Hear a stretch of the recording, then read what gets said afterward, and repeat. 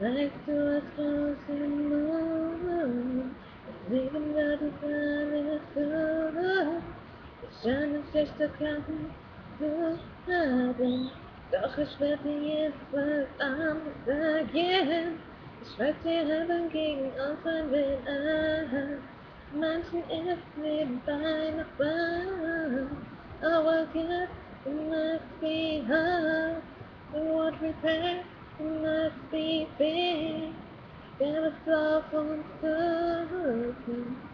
Wir werden immer beide sein. Kopflos kann. So ist es doch jetzt fein. Egal was wir in Aussicht haben. Wir dürfen auf keinen Fall versagen, sondern einfach nur positiv denken und nicht dagegen lenken. Our God, it must be hard.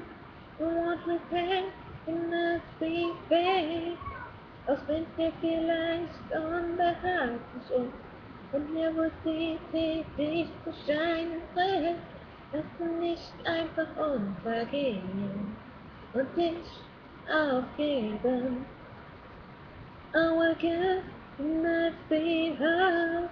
What we pay must be fair.